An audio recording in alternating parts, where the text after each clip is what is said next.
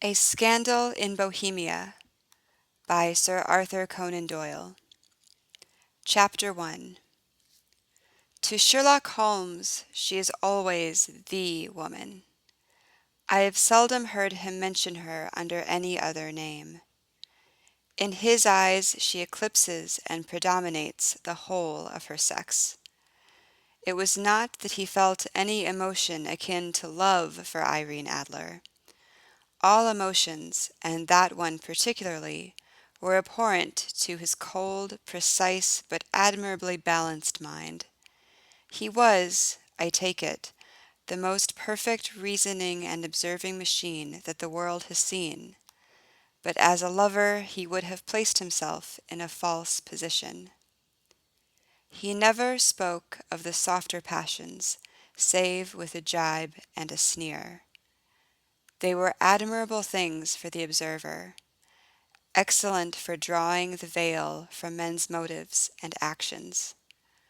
But for the trained reasoner to admit such intrusions into his own delicate and finely adjusted temperament was to introduce a distracting factor which might throw a doubt upon his mental results.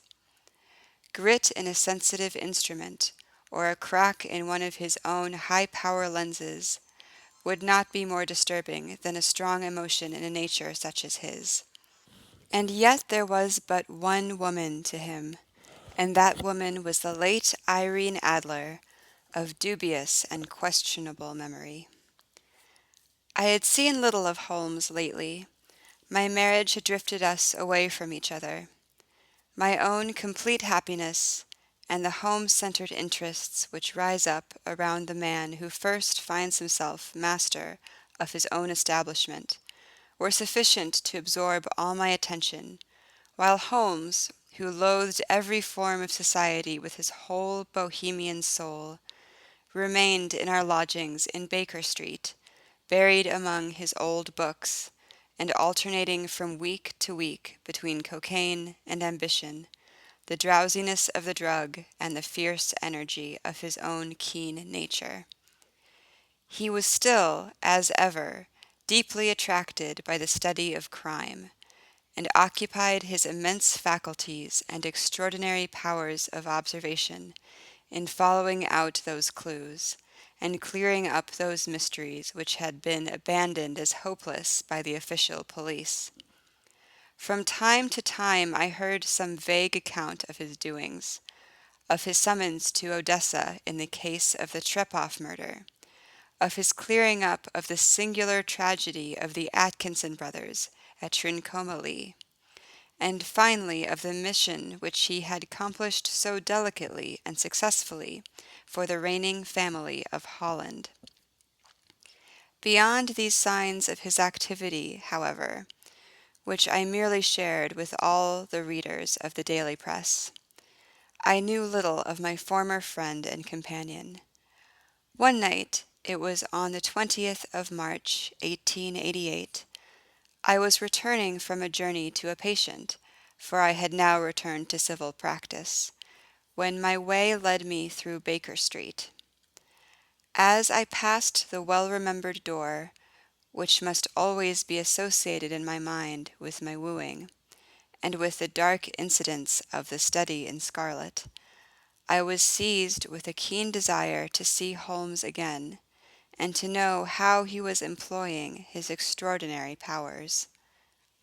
His rooms were brightly lit, and, even as I looked up, I saw his tall, spare figure pass twice in a dark silhouette against the blind. He was pacing the room swiftly, eagerly, with his head sunk upon his chest and his hands clasped behind him. To me, who knew his every mood and habit, his attitude and manner told their own story. He was at work again. He had risen out of his drug-created dreams and was hot upon the scent of some new problem. I rang the bell and was shown up to the chamber which had formerly been, in part, my own. His manner was not effusive. It seldom was, but he was glad, I think, to see me. With hardly a word spoken, but a kindly eye, he waved me to an armchair, threw across his case of cigars, and indicated a spirit case and a gasogene in the corner. Then he stood before the fire and looked me over in his singular introspective fashion. "What lock suits you?" he remarked. "I think, Watson, that you have put on 7.5 pounds since I saw you." "7!" I answered. "Indeed, I should have thought a little more. Just a trifle more, I fancy, Watson." "And in practice again, I observe. You did not tell me that you intended to go into harness." "Then how do you know?" "I see it. I deduce it. How do I know that you have been getting yourself very wet lately, and that you have a most clumsy and careless servant girl?" "My dear Holmes," said I, "this is too much. You would certainly have been burned had you lived a few centuries ago. It is true that I had a country walk on Thursday and came home in a dreadful mess, but as I have changed my clothes, I can't imagine how you deduce it. As to Mary Jane, she is incorrigible, and my wife has given her notice. But there, again, I fail to see how you work it out." He chuckled to himself and rubbed his long, nervous hands together.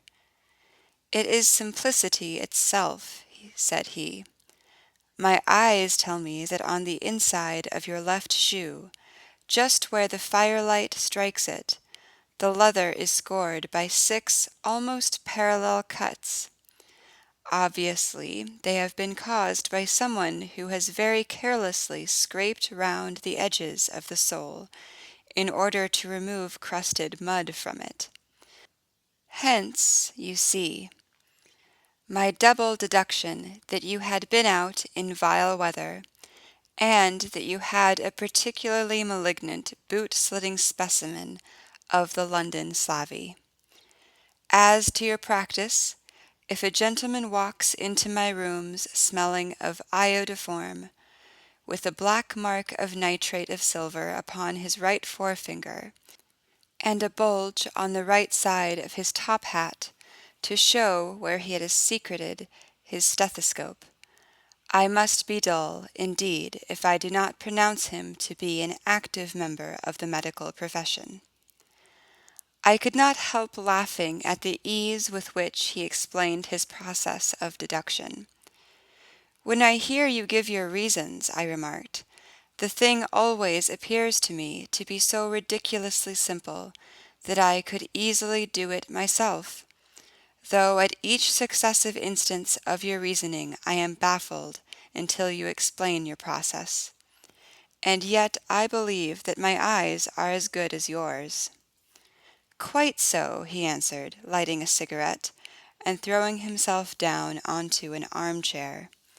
"You see, but you do not observe. The distinction is clear. For example, you have frequently seen the steps which lead up from the hall to this room." "Frequently." "How often?" "Well, some hundreds of times." "Then how many are there?" "How many? I don't know." "Quite so. You have not observed, and yet you have seen. That is just my point. Now, I know that there are 17 steps, because I have both seen and observed. By the way, since you are interested in these little problems, and since you are good enough to chronicle one or two of my trifling experiences, you may be interested in this." He threw over a sheet of thick, pink-tinted notepaper which had been lying open upon the table. "It came by the last post," he said. "Read it aloud." The note was undated, and without either signature or address. "There will be a call upon you tonight At 7:45, it said. A gentleman who desires to consult you upon a matter of the very deepest moment. Your recent services to one of the royal houses of Europe have shown that you are one who may safely be trusted with matters which are of an importance which can hardly be exaggerated. This account of you we have from all quarters received. Be in your chamber then at that hour, and do not take it amiss if your visitor wear a mask. This is indeed a mystery, I remarked. What do you imagine that it means? I have no data yet. It is a capital mistake to theorize before one has data. Insensibly one begins to twist facts to suit theories, instead of theories to suit facts. But the note itself, what do you deduce from it? I carefully examined the writing, and the paper upon which it was written. The man who wrote it was presumably well-to-do, I remarked, endeavoring to imitate my companion's processes. Such paper could not be bought under 1/2 a packet. It is peculiarly strong and stiff. Peculiar, that is the very word, said Holmes. It is not an English paper at all. Hold it up to the light. I did so, and saw a large E with a small g, a P, and a large G with a small t woven into the texture of the paper. What do you make of that? Asked Holmes. The name of the maker, no doubt, or his monogram, rather. Not at all.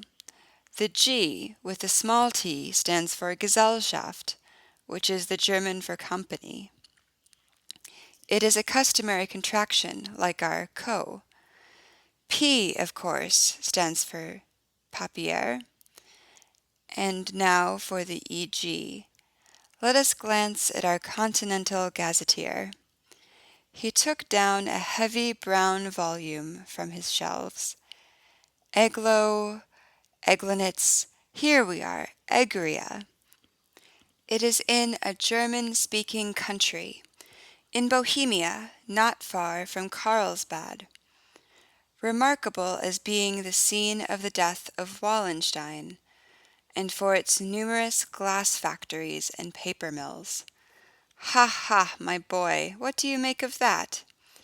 His eyes sparkled, and he sent up a great blue triumphant cloud from his cigarette. The paper was made in Bohemia, I said. Precisely. And the man who wrote the note is a German. Do you note the peculiar construction of the sentence? This account of you we have from all quarters received. A Frenchman or Russian could not have written that. It is the German who is so uncourteous to his verbs. It only remains, therefore, to discover what is wanted by this German who writes upon Bohemian paper and prefers wearing a mask to showing his face. And here he comes, if I am not mistaken, to resolve all our doubts. As he spoke, there was the sharp sound of horses' hoofs and grating wheels against the curb, followed by a sharp pull at the bell. Holmes whistled. A pair, by the sound, he said. Yes, he continued, glancing out of the window. A nice little brougham and a pair of beauties. 150 guineas apiece. There's money in this case, Watson, if there is nothing else. I think that I had better go, Holmes. Not a bit, doctor. Stay where you are. I am lost without my Boswell, and this promises to be interesting. It would be a pity to miss it. But your client, never mind him. I may want your help, and so may he. Here he comes. Sit down in that armchair, doctor, and give us your best attention." A slow and heavy step, which had been heard upon the stairs and in the passage, paused immediately outside the door. Then there was a loud and authoritative tap. "Come in," said Holmes. A man entered who could hardly have been less than 6 feet 6 inches in height, with the chest and limbs of a Hercules. His dress was rich with a richness which would, in England, be looked upon as akin to bad taste. Heavy bands of astrakhan were slashed across the sleeves and fronts of his double-breasted coat, while the deep blue cloak which was thrown over his shoulders was lined with flame-colored silk and secured at the neck with a brooch which consisted of a single flaming beryl. Boots which extended half-way up his calves, and which were trimmed at the top with rich brown fur, completed the impression of barbaric opulence which was suggested by his whole appearance. He carried a broad-brimmed hat in his hand, while he wore across the upper part of his face, extending down past the cheek-bones, a black vizard mask, which he had apparently adjusted that very moment, for his hand was still raised to it as he entered. From the lower part of the face he appeared to be a man of strong character, with a thick hanging lip and a long, straight chin suggestive of resolution pushed to the length of obstinacy. "You had my note?" he asked with a deep, harsh voice and a strongly marked German accent. "I told you that I would call." He looked from one to the other of us, as if uncertain which to address. "Pray take a seat," said Holmes. "This is my friend and colleague, Dr. Watson, who is occasionally good enough to help me in my cases. Whom have I the honor to address?" "You may address me as the Count von Kramm, a Bohemian nobleman. I understand that this gentleman, your friend, is a man of honor and discretion, whom I may trust with a matter of the most extreme importance. If not, I should much prefer to communicate with you alone." I rose to go, but Holmes caught me by the wrist and pushed me back into my chair. "It is both or none," said he. "You may say before this gentleman anything which you may say to me." The Count shrugged his broad shoulders. "Then I must begin," said he, "by binding you both to absolute secrecy for 2 years. At the end of that time the matter will be of no importance. At present it is not too much to say that it is of such weight it may have an influence upon European history." "I promise," said Holmes. "And I." "You will excuse this mask," continued our strange visitor. "The august person who employs me wishes his agent to be unknown to you, and I may confess at once that the title by which I have just called myself is not exactly my own." "I was aware of it," said Holmes dryly. "The circumstances are of great delicacy, and every precaution has to be taken to quench what might grow to be an immense scandal and seriously compromise one of the reigning families of Europe. To speak plainly, The matter implicates the great house of Ormstein, hereditary kings of Bohemia."